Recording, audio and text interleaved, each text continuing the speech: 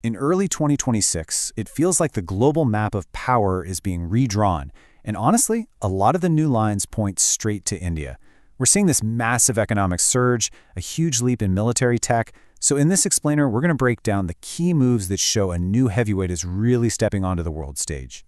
So let's start with the big one, the headline everybody's talking about. India has officially overtaken Japan. It's now the world's fourth largest economy with a GDP of $4.18 trillion. Now, that's not just a number on a spreadsheet, right? It's a massive signal that the world's economic power is shifting. So the big question is, what's fueling all this incredible momentum? Well, a huge piece of the puzzle is this number, 99.5%. That's the percentage of Indian exports that just got basically a VIP pass into the massive European market. Almost all of it tax-free. This is a total game changer, and it's all because of one single landmark deal. Yeah, the press has been calling it the mother of all deals. And you can totally see why. We are talking about the brand new free trade agreement between India and the European Union. And listen, this isn't just fancy diplomatic talk. This deal connects the world's fourth largest economy with the world's second largest economic bloc. That's huge.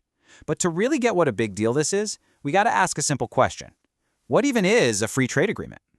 Okay, so think of an FTA like that VIP pass we mentioned. It gets rid of most of the import taxes, the tariffs. This makes Indian products way cheaper for people in Europe to buy and European goods cheaper for people in India. And the result? You get this huge boost in trade that creates jobs and just pours fuel on the economic fire. And I mean, look at the difference here. It's night and day. Before this deal, Indian companies were basically hitting a brick wall of high taxes, which put them way behind their competitors. Now, it's a completely different ballgame. They're getting preferential treatment, so they're not just on a level playing field. In many cases, they've got a real edge. So this chart really puts India's new spot into perspective. I mean, okay, the US and China are still in a league of their own for now, but India has absolutely joined the top tier. And it's not stopping here.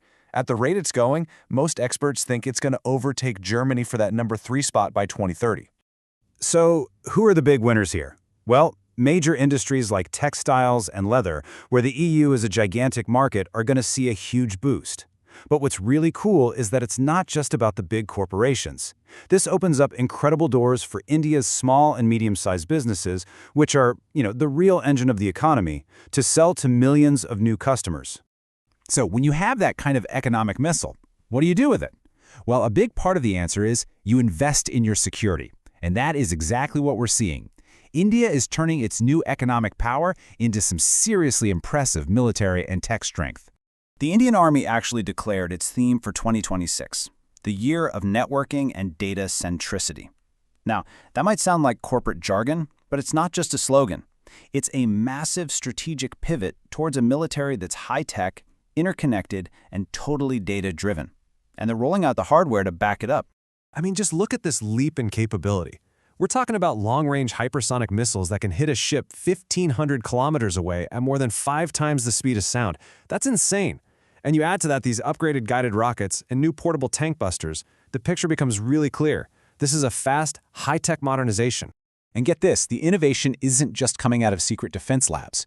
Researchers at IIT Madras figured out how to make ramjet-propelled artillery shells. So in simple terms, this tech acts like a turbocharger for a regular artillery shell. It uses its own speed to suck in air and generate more thrust, which dramatically increases its range. It basically makes conventional weapons way more powerful. But it's not all about the shiny new tech. Hard power isn't just about hardware. India is also getting much deeper with its strategic alliances. It's doing joint exercises like Dosti with its neighbors and Samudra Prahar with Japan. And hey, circling back to that massive trade deal, it also includes a brand new security and defense partnership with the EU. Okay, so you've got a booming economy and a modernizing military. But to keep that high-tech engine running, you need a really critical ingredient. And a recent discovery inside India might just be the key to fueling its entire future. We need to talk about rare earth elements. And first off, the name is pretty misleading. These 17 metals aren't actually that rare in the ground, but they are incredibly difficult and messy to find and process into something usable. And the thing is, they are absolutely essential for pretty much all modern technology. And here's why they're so important. Remember those hypersonic missiles we just saw? Yep, they need rare earths.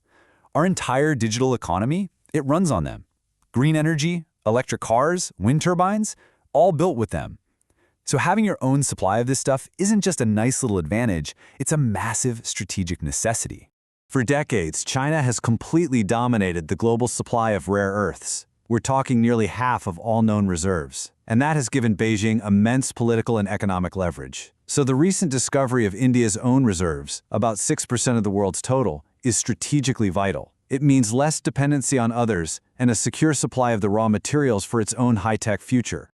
So when you put all of these pieces together, the economic firepower, the new military muscle, and the control over critical resources, the conclusion is pretty clear.